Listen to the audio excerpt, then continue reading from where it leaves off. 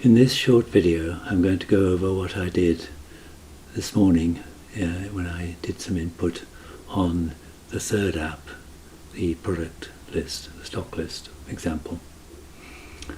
So one of the things I did was to show you a new statement, which is to how you can import a new Java library. So Java libraries are referred to as packages, and they start with lowercase letters, and they're essentially folders. So the entire library is in the Java package, and then we have a sub-package called util, and then a random class. So you need that line if you're going to use random numbers. You don't have to use random numbers, but if you are going to use random numbers, you have to have this import statement.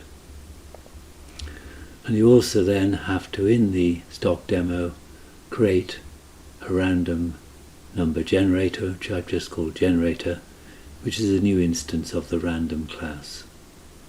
So that's all just to generate random numbers. The key purpose of the demo is to create 10 products for you, so you don't have to keep creating them manually.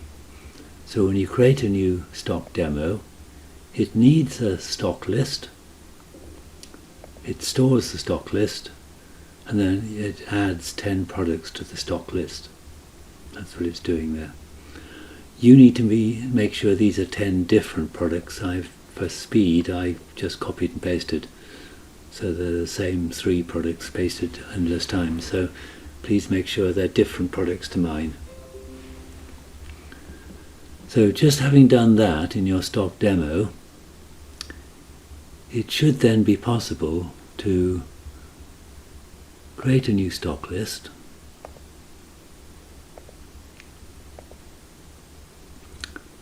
create a new stock demo which uses the stock list,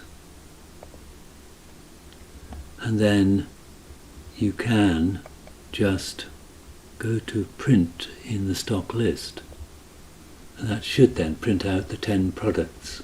Please make sure that name is changed. So we've got your name there. So that's all it takes to get 10 products into your stock list. Okay, but if you looked at the requirements,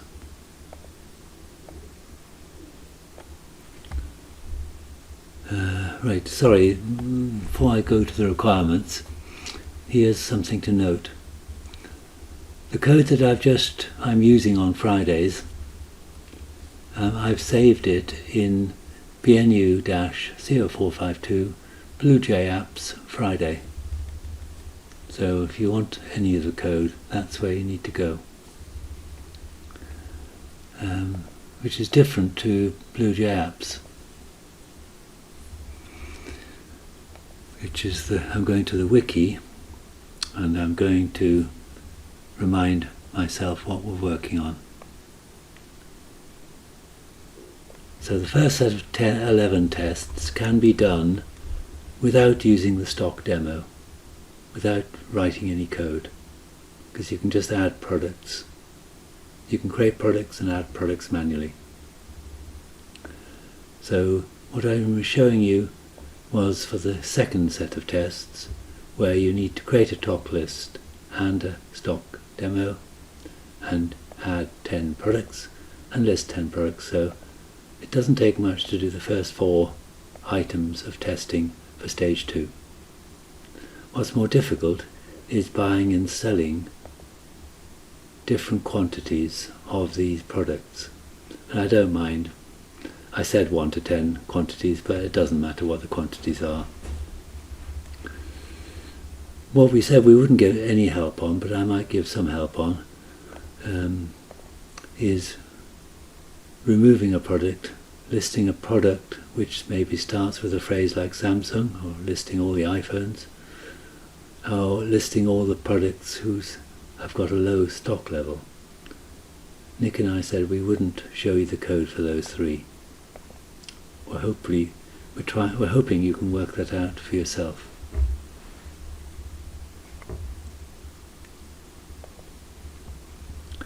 So in the stock demo, there is a method called run demo, which will print out all the stock, then it'll buy products and print the stock out again, then it'll sell products and print the stock out again. And I did the buy in class. So here's the method buy. Of course you will lose marks if you don't have a block comment here to explain what this. I'll give you an example.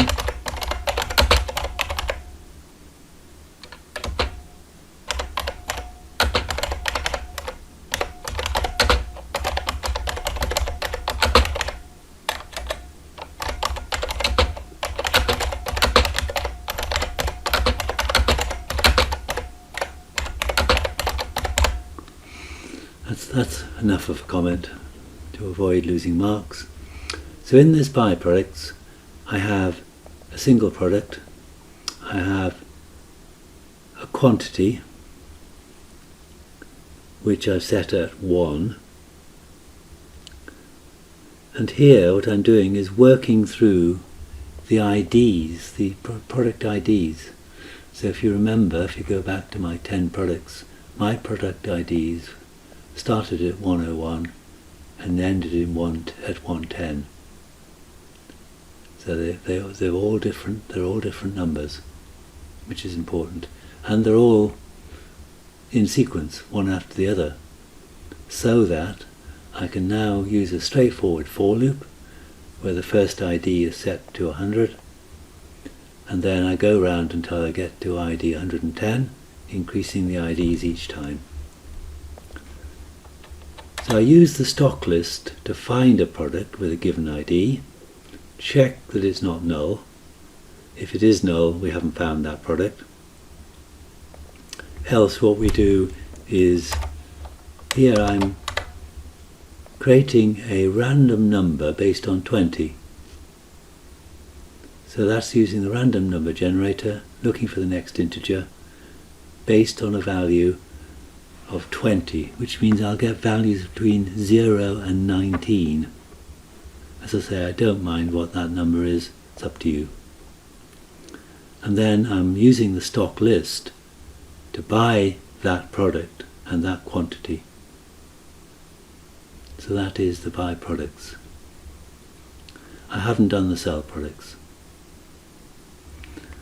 But if I run that now, if I go to the stock demo, I can run the demo, and then if we look at the demo, we can see that I bought 13 Samsung Galaxy S20s, 19 iPhone 12s, and so on. I've only got one Google Pixel. I didn't buy any Google Pixel 4a. Oh sorry, here, this one, Samsung Galaxy. The one there I didn't buy any. So there's your random buying of different quantities of the 10 products in stock. Now the selling, I didn't do the selling in class, but really the selling is going to be almost identical.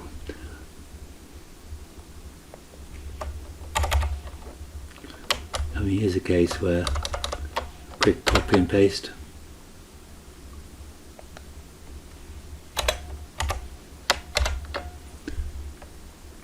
We'll copy and paste the comment as well.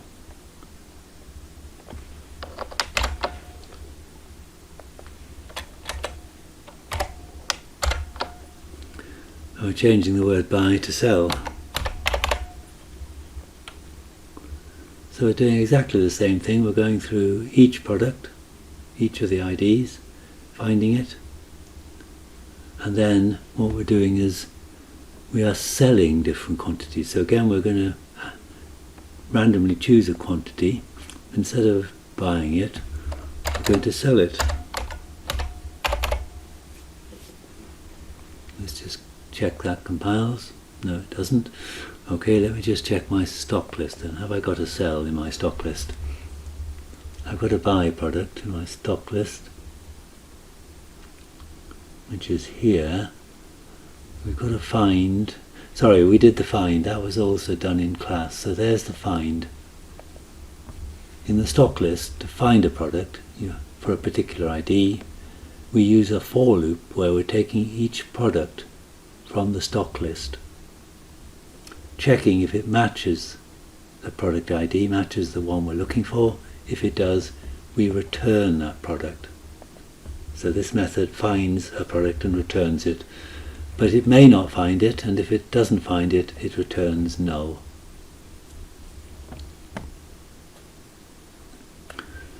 So yes, we have got a cell. So why didn't it find it then? It's called cell product. But selling a product, it's only got a product ID, look, it hasn't got a quantity. So this just decreases the quantity by 1. So you're going to have to modify this, because what you want is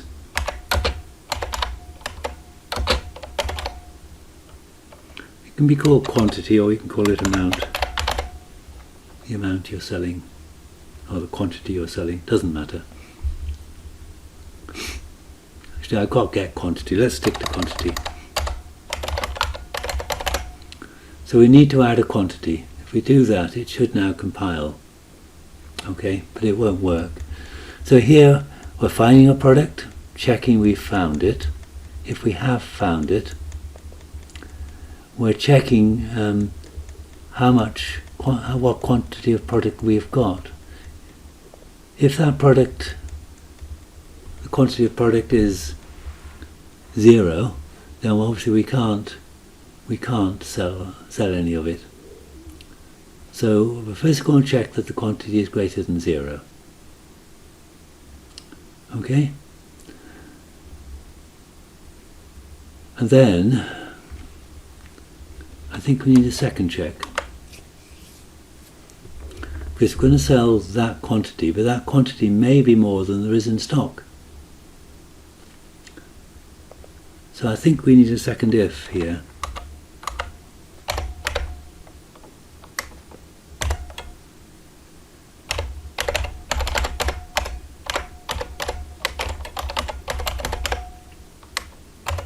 So if the product's quantity is greater than the quantity we want to sell,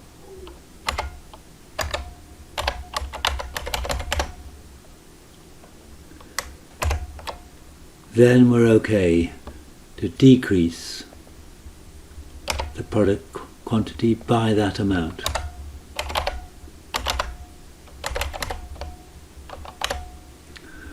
The problem comes if it isn't greater. So if it isn't greater,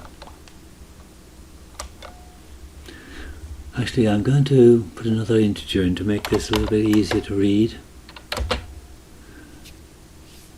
I'm going to put an integer called stock quantity. Quantity in stock, which I'm going to set to be equal to the product get quantity. So I'm going to find that first.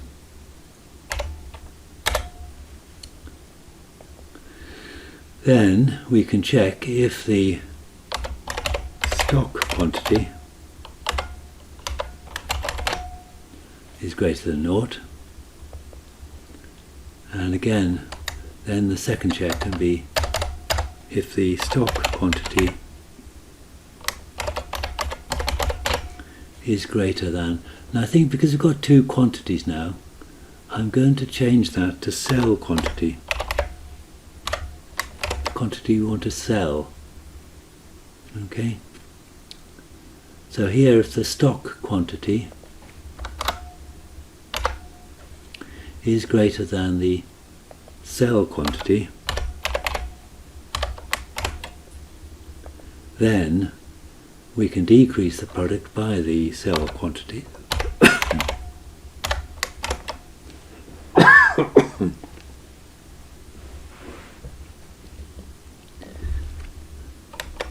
Else we can't. All we can do is sell all that we have. So we can decrease the quantity in stock by the stock quantity. I reduce it to 0.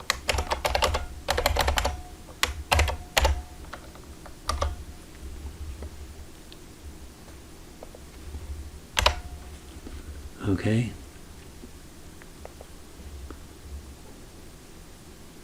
Keeps missing the n out of quantity.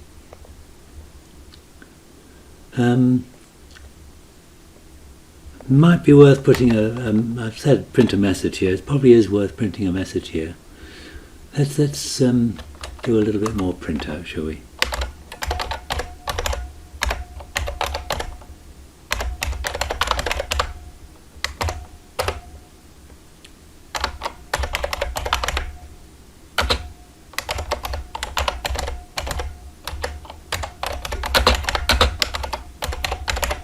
Let's put a heading up first. I'll just do a blank line at the end of that. So yeah, I have 2 blank lines. I'm going to sell quantities of stock, and then here we'll print out what we've done.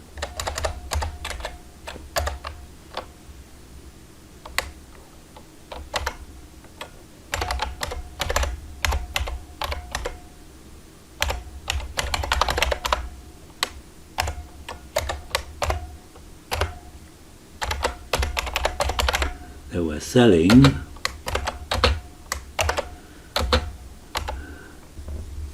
right, we don't know what we're selling, do we? Because in one case we sell that quantity, in the other case we sell that quantity, don't we? I'll have to do 2 statements, I think. We're selling so many, and then what we're selling is this product.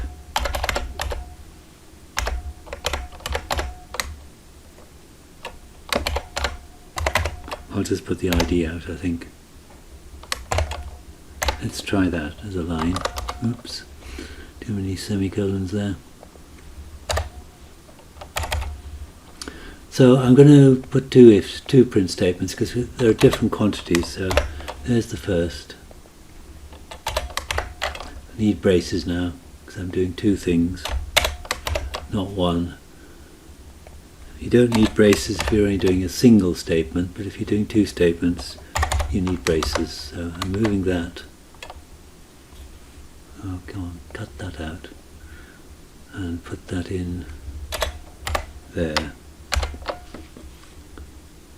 So here's where we're selling. We can sell all that. Here though, we can't sell all that. So here we're not selling all the quantity because there wasn't enough quantity in stock. We are selling the stock quantity now.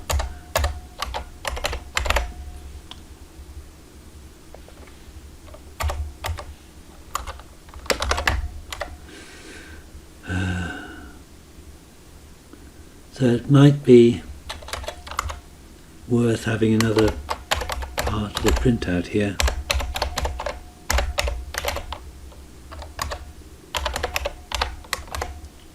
Because here we couldn't sell as many as we wanted to, so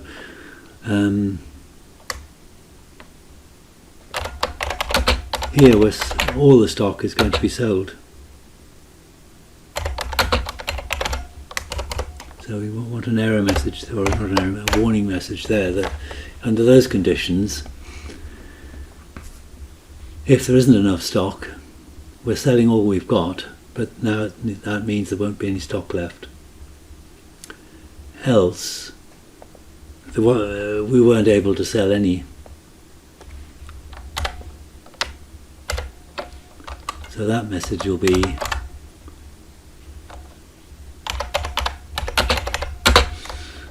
we can't sell any of this because there wasn't enough in stock. Okay, let's just try that. Okay, let's just try that. So, new stock list. new demo using the stock list, and then run the demo. Run the demo. Let's see what we got. Yeah, so you can see, got a fair bit of printout, that didn't find product 100. That was fine because there wasn't a product 100. We're selling 6 of, we didn't put a space, did we? That after the number of stock we're selling, we do need to have a space. So we've got to keep putting spaces in.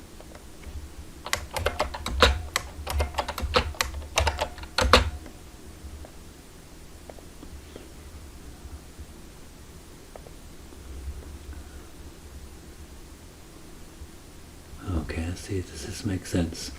Product 100 wasn't found. For product 101 though, we sold 4 and all the stock was sold.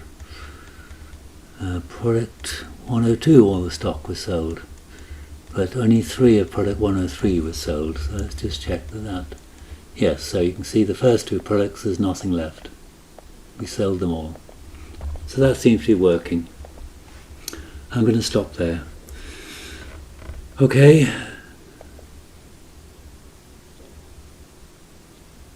There was one thing I was going to show you in terms of the last requirement, which was to list all the products which start with a phrase like Samsung. For that you've got to use a new method that you may not be aware of, which is to do with strings. So we need that in our stock list. So your stock list, you're going to add a method. Yes, I haven't given you an empty method, have I?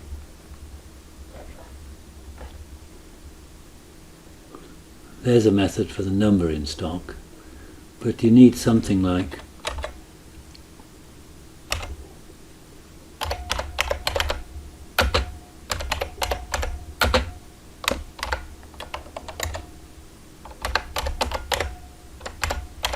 it's like a search, isn't it? So it's like a search, and you're being passed something to search, some phrase to search for. Okay, now because phrase is a string, if you look at phrase, put a dot, control space, you can see all the methods available for strings, and the method you want to use is contains. So it's just something like that. So you can say, if the phrase contains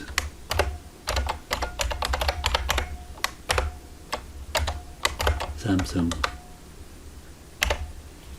so that could be an if statement. If bracket, the phrase contains Samsung,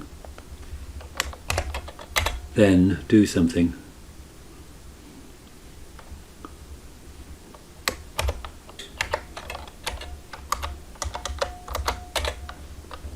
So it's a bit like that. You'll need something like that in order to be able to do your search. That's as far as I'm going to take it. So that's a string that contains, but you'll be looking at the products. You'll be looking at the product's name. Product name is a string, and that's what you can search. So you can search product names for that. Okay, I'm going to stop there. I'm hoping that short video will replace the one I should have recorded earlier.